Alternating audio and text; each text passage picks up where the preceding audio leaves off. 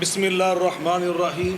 ہم اپنی ریاست کے تحفظ کے لیے اور استحکام کے لیے الحمدللہ بنیان و مرصوص واقعتاً ایک سیسہ پلائی دیوار کی حیثیت میں کھڑے ہیں، اور میں نے پورے یقین سے یہ بات کہنے کی الحمدللہ جسارت کر رہا ہوں اور شرف حاصل کر رہا ہوں۔ ابھی مارکہ حق بنیان و مرصوص کی جو ہم نے سالانہ تقریبات کا انعقاد کیا اس کی خوشی کو یاد کرنے کے لیے، تو میں یہ بات پورے وثوق سے کہہ رہا ہوں ان دونوں قائدین کی موجودگی میں کہ جہاں ہم نے فوج پاکستان کی اور اپنے سپہ سالار اعظم field marshal C D F Hafiz Syed Asim منی صاحب کی سلامتی کی دعائیں مساجد میں مدارس میں کی ہیں، اسی طرح مسیحی برادری نے تمام پاکستان کے چرچز کے اندر اسی جذبے کے ساتھ اپنے مذہب کے مطابق دعائیں مانگی ہیں، اور سب نے یہ نعرہ بلند کیا ہے کہ پاکستان ہمیشہ زندہ باد، افواج پاکستان ہمیشہ پائندہ باد۔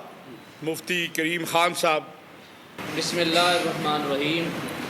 اللہ الصمد لم یلد ولم یولد ولم یکن لہ کفوا احد۔ آج پاکستان جس دور سے گزر رہا ہے اس میں ہم سب نے اپنا اپنا حصہ ڈالنا ہے۔ مذہبی طبقات، مذہبی قائدین جو ہیں ان کا حصہ زیادہ ہے۔ یہ پاکستان اسلام کے نام پر بنا ہے، اور آقا کریم صلی اللہ علیہ وسلم نے فرمایا کہ اگر کوئی کسی مسلم ریاست میں، مسلم ملک میں اگر کسی اقلیت کے ساتھ، کسی ذمہ کے ساتھ کوئی مسلمان ظلم و زیادتی کرے گا تو آپ علیہ السلام نے فرمایا کل قیامت کے دن میں اس غیر مسلم کے ساتھ، اس ذمی کے ساتھ کھڑا ہوں گا اور اس کا بدلہ لے کر دوں گا۔ اس لحاظ سے ہم تمام کا فرض بھی ہے کہ آپس کی محبت، باہمی رواداری، حسن سلوک اور ایک دوسرے کا حقوق کا خیال کرنا یہ پاکستان کا بھی تقاضا ہے، اسلام کا بھی حکم ہے، نبی کریم صلی اللہ علیہ وسلم کا بھی حکم ہے۔ رب تعالیٰ سے دعا ہے رب تعالیٰ اس ملک کو امن کا گہوارہ بنائے۔ آمین۔ جناب مفتی یوسف کشمیری صاحب۔ الحمدللہ والصلاۃ والسلام علی رسول اللہ بعد۔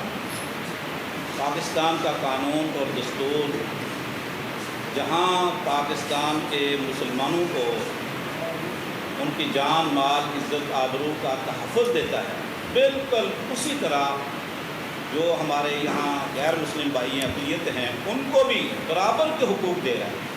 تعلیم میں ہر شعبے میں، جیسا کہ ہماری افواج بری، بحری اور فضائی میں بھی ان کی نمائندگی ہے، اور صرف پاکستان ہی نہیں بلکہ اس سے قبل اسلام نے بہت حقوق دیے ہیں غیر مسلموں کو، اور ان کی جان، مال، عزت، آبرو کے تحفظ کا مسلمانوں کو حکم دیا ہے۔ نبی کریم صلی اللہ علیہ وسلم نے فرمایا، صحیح بخاری کی حدیث ہے کہ جو شخص کسی ایسے غیر مسلم کو جو مسلمان ملک میں ایک امن کے ساتھ رہ رہا ہے، معاہدے کے ساتھ اس کو قتل کرے گا یا نظام پہنچائے گا، وہ جنت کی خوشبو بھی نہیں پائے گا۔ تو پاکستان کے اندر ان کے حقوق محفوظ ہیں۔